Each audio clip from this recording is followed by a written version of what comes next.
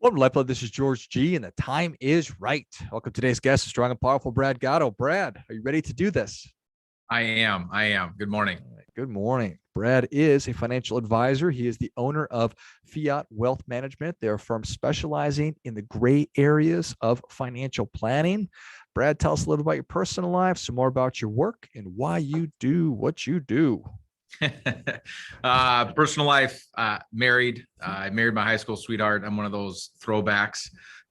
So we 16 and a half years of marriage. I think my wife's going to be happy that I know the answer to that. I've got two boys, Liam and Hudson. They are 12 and 8 years old, and they're in all the things. Now I live in Minnesota. We don't do hockey. That's a little fun fact about my family that doesn't fit in here well, but I grew up in Iowa. My wife grew up in Iowa.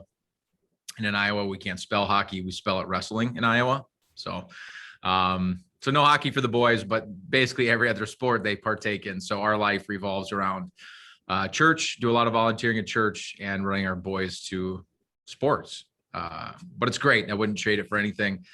Business-wise, my partner Matt and I started this firm in 2009 after meeting in a big box firm and realizing we wanted to do something a little bit different. And over the years, honestly, our niche has kind of evolved, but it's kind of, you ever seen that movie Robots where they say, see a need, meet a need?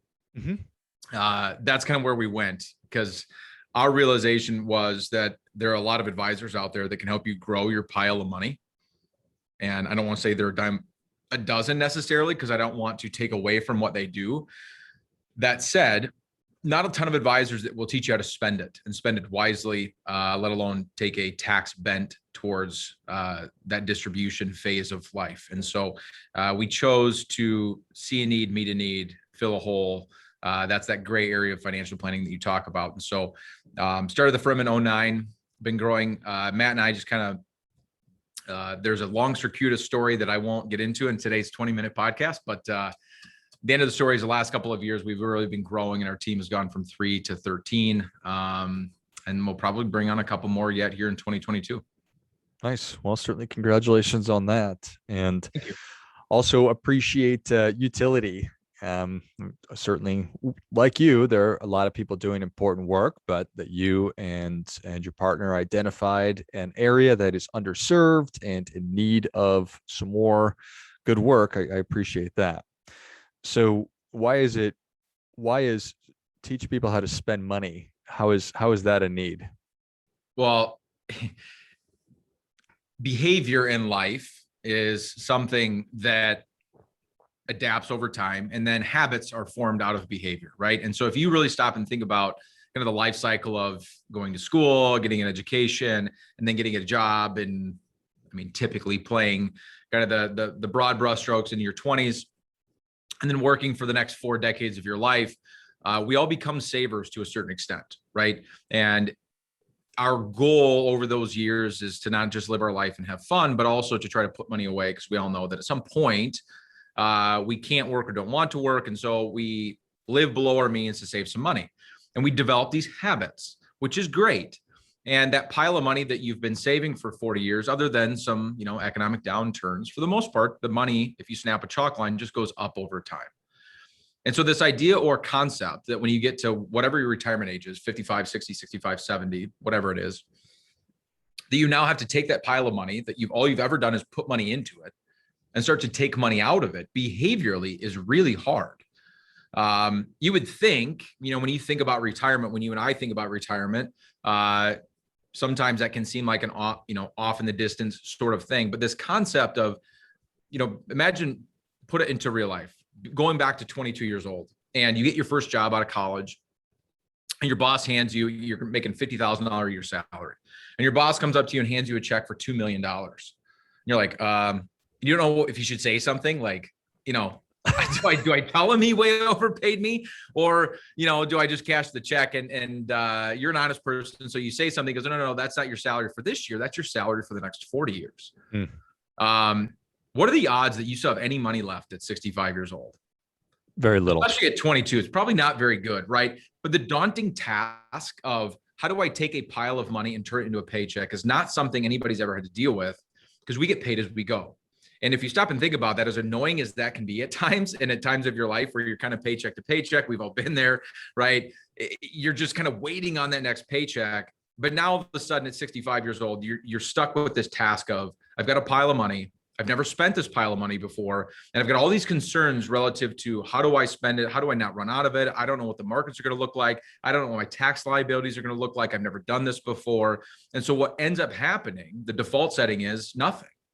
People end up living on their pensions and Social Security, and the pile almost never gets touched. And so they sacrifice their lifestyle and all these dreams that they had for retirement out of fear. And ultimately, the only person that wins out of that, other than your beneficiaries, is the IRS, because they end up with a lot of it at your death. Got it. Well, that certainly does make sense. And it's interesting, you put it a perfect way. Like, we are accustomed to knowing that, okay, I don't like this. I'd rather spend it all now, but I'm a responsible person. So I am putting this money away. I'm putting it away. I'm putting it away. I'm putting it away. And I do that, to your point, for 40 years. And now here I am. I'm at 65. I'm not working anymore. I've got all this money. Now what do I do? It's like we have very little education on the whole accumulation side, other than we're supposed to do it. Yeah. And next to none. And what do I do now? Well, and I think part of that falls on my industry. Honestly, it's the average, and it's the way I was trained. The average advisor is trained to help you grow your pile of money. I mean, and when people think of advisors, that's the primary thing they think of, is like, oh, this guy's going to help me, or gal is going to help me grow my pile of money. This idea or thought of who in the world is going to teach me how to spend it. I don't just get a check every 2 weeks or once a month or however it was that you were paid. I've just seen it again and again. And at the end of the day, what I've realized is people are not living the lives they want to live in retirement. And it's not because they don't have the money to do it. The average person that we interact with has plenty of money. That's not the problem. The problem is all the fear around spending it. And everybody's fears are a little bit different, but at the end of the day, it all kind of boils down to a handful of things, right? I don't know how long I'm going to live. I don't know what the economy is going to look like. I don't know how to tax efficiently pull this money back out. I don't understand the impact of that. I don't know a safe withdrawal rate. I don't. And my industry is not out there pounding the drum of, this is how you spend your money. This is how we're going to teach you to do it. And so internally, externally on the website and everything, if you were to go to fiatwm.com, you'd see it says right there on the tagline, we teach our clients how to spend their money. Internally, I'll tell you, the language that we use is, we teach our clients how to party. Nice. And so that means, hey, let's actually enjoy the money that we've done such a diligent job of saving. That's what you saved it for, right? Yeah. I mean, if that wasn't what it was for, the only other possible reason you could have saved it is because you wanted to give it away, which is great. But that is another way to spend it, if you will. And just as many pitfalls when it comes to trying to give it away and disinherit the IRS as much as possible. It is interesting how the less planning you do in these areas of your life, the more the IRS ends up with, typically. And so the larger the benefactor you want the IRS to be in your life, just do less planning. They'll just naturally get more. It's funny how the money just kind of flows that way.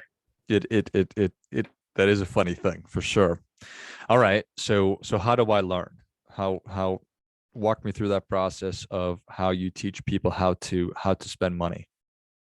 Yeah, it's education is a really big part of what we do. And so we have a lot of public education that we do through. We have our own podcast that we do called Every Day is Saturday, which is paying homage to the type of lifestyle that we're trying to teach people how to live, an every day is Saturday mindset. Not Friday, because you actually had to work that day and only got half the day off. Not Sunday, because you dread Monday, right? And your mind's already going there. But Saturday is the best day.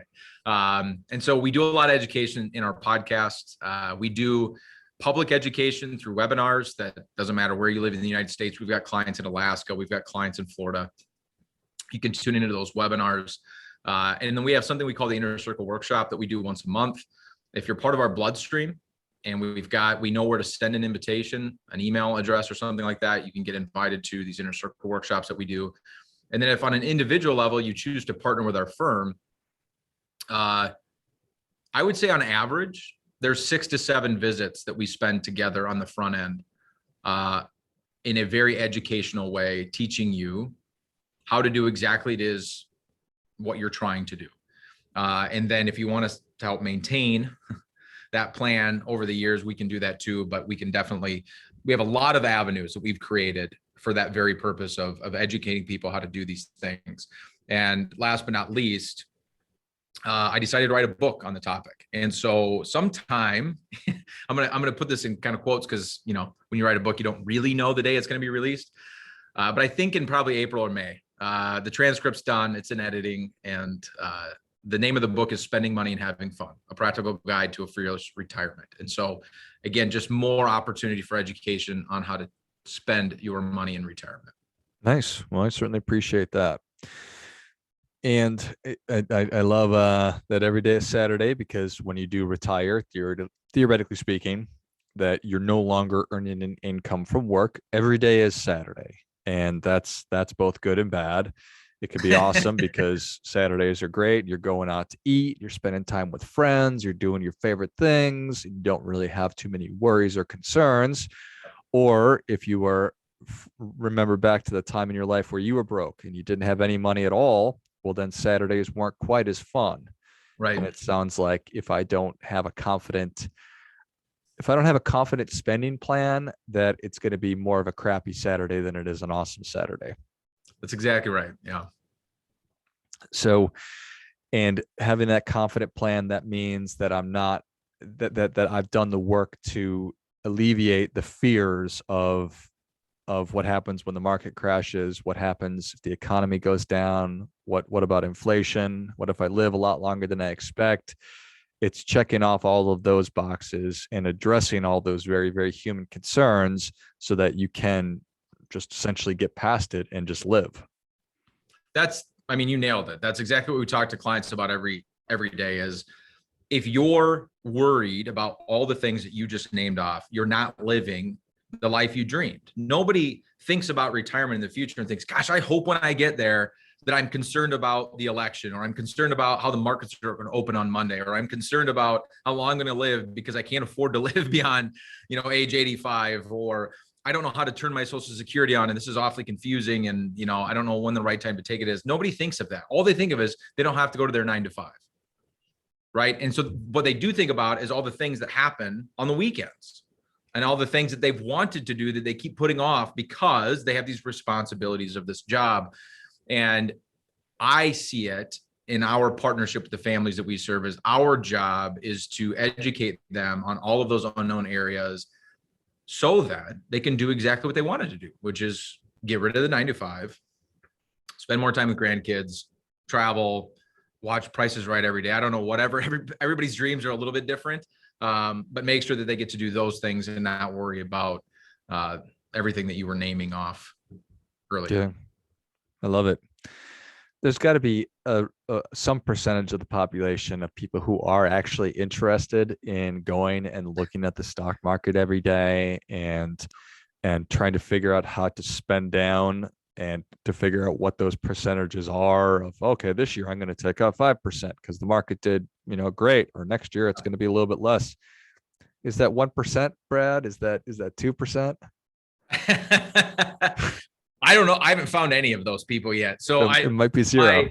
Of the thousands of people I've interacted with, I've found people that they find some joy in little areas like that, right? They really do love, I've even got people that I've met that literally still look at the Wall Street Journal, and are looking at ticker symbols in the paper. So they exist, but the idea or concept of taking that information and putting it to action and worrying about it every day, to that extent, I've not met people that want to basically DIY the entire building of their financial home in retirement. Mm-hmm. And usually after we interact with them, they want to do it even less because they realize, and I don't mean this in a negative way, but they just realize they don't know what they don't know. And that's one of the scariest areas to be in life, right? Is when you're unconsciously incompetent, right? It's one thing to be consciously incompetent and just know you don't know.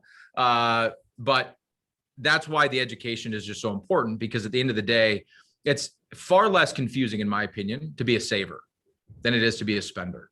Mm-hmm. Because in your savings years, which is I'm in right now, right? The best thing you could possibly do, oversimplification, but I think it's true. Put as much money away as you can afford to put away. Save until it hurts. I think you should save until it hurts, and I think you should give until it hurts. And if you're not doing those two things, I don't think you're living your best life. So if you're saving till it hurts and you're giving till it hurts, put it in the market, buy SPY, and close your eyes. If you don't have an advisor, just close your eyes and let the market do what the market does. The idea or concept of pulling it back out, you run into all these complexities that you just don't have as a saver. And those complexities are the thing that can kind of make or break, not just the financial outcome, but your attitude and your experience through that. And so whether that's, as a couple examples, because I don't want to be too pie in the sky, one of the things that we get all the time is Social Security. Your Social Security is taxed at a federal level. And depending on the state that you live in, it could also be taxed at the state level. We live in Minnesota. We work with clients all over the country, but in the state of Minnesota, they do tax your Social Security. But it's based on this thing called provisional income. And there are people out there getting their Social Security tax-free. There are other people that are paying taxes on 85% of their benefit and everywhere in between. If you don't understand how your Social Security is taxed and how to possibly get your Social Security tax-free, you're missing the boat. We have clients and families that we work with that live on 6 figures of income in retirement and pay no taxes on their Social Security. Because taxes are one of those things in retirement that it's not about how much money you live on that's going to determine your tax bill. It's where your money comes from, right? And so if you have different piles of money, you've got pension, you got Social Security, you've got IRA, 401k monies, you've got after-tax brokerage accounts, you've got Roth money, maybe you have life money socked away in a life insurance contract.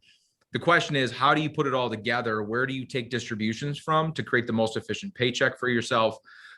Because as much as we like to focus on beating the market or doing well in our returns or not losing a ton when the market goes backwards, we can control some of that stuff, but people get lost in this idea of, oh yeah, I have this, debt to the IRS from a tax perspective. And if I don't pay attention to that, I could not only have to pay my fair share of taxes, but you're leaving the IRS a tip every year and a significant one. And so finding practical ways to build out this plan, we call it a map, and build a map just like any map would do. You're in Phoenix, I'm in Minnesota. If you called me and said, Brad, where do you live in Minnesota? I want to get to your house. Now with modern technology, you just punch it in your phone and it tells you exactly how to get there. You don't have to worry about it. There's literally no concern. You'll get in your car 1,000 miles from my house and never look at the end result. You don't even have to look to see, okay, I want to get a general sense of where Brad lives because I need to kind of get a sense of where I'm going. We don't do that. We're just like, okay, I have a turn-by-turn direction in my car.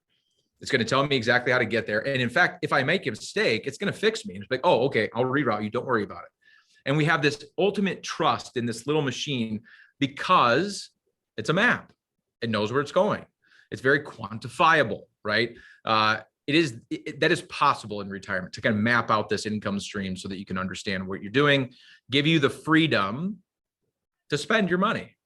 It's that old saying that there's no true freedom without boundaries. You just got to know where the boundaries are. You feel free to get in your car and drive to my house halfway across the country because you have these boundaries that are going to keep you on the road that you need to be on.